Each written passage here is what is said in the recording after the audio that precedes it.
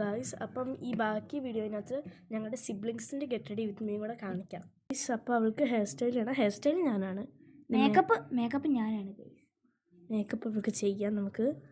പൊട്ടൊക്കെ വാങ്ങിച്ചു. എന്നിട്ട് ഫസ്റ്റ് നമുക്ക് മോയ്സ്ചറൈസർ കൊടുക്കും. ഫൗണ്ടേഷൻ, പൗഡർ, നമ്മൾ ഫൗണ്ടേഷൻ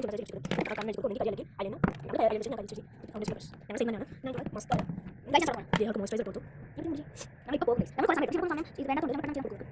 ഗായ്സ് അപ്പോൾ ഈ ഹെയർ സ്റ്റൈൽ ചിലപ്പോൾ അവൾക്ക് പറ്റില്ല മുടിയിൽ ചെറുതായിട്ട്. അപ്പോൾ നമ്മൾക്ക് പോണിറ്റെയിൽ ഇച്ചിരി മാറ്റി പിടിച്ച് വല്ല നല്ല ഹെയർ സ്റ്റൈൽ കണ്ണാടി വെച്ചിട്ട് ഇതിൻ്റെ കാട്ടിൽ കാണില്ല. ഓക്കെ ഓക്കെ അതേ ഗായ്സ് അവൾക്ക് ഫൗണ്ടേഷൻ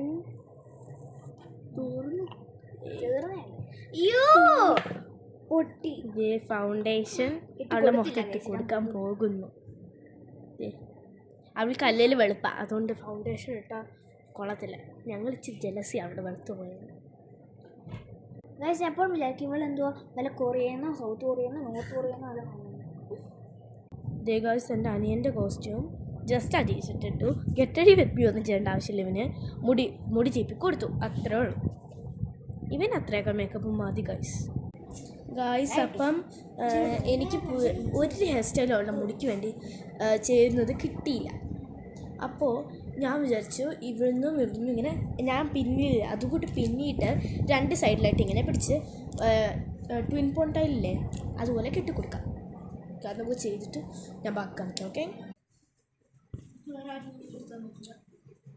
ഗായ്സ് അപ്പം പാറുവിൻ്റെ ഹെയർ സ്റ്റൈൽ നമ്മൾ ചെയ്ത് കഴിഞ്ഞു. നമുക്ക് നോക്കാം.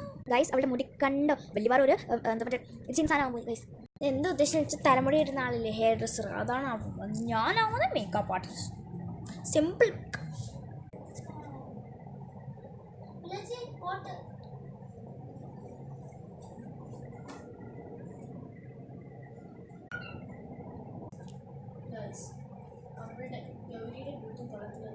ഗൈസ് ഒരിക്കലും ഗൈസ് എൻ്റെ മേക്കപ്പ് കാട്ടുകൂടിയില്ല.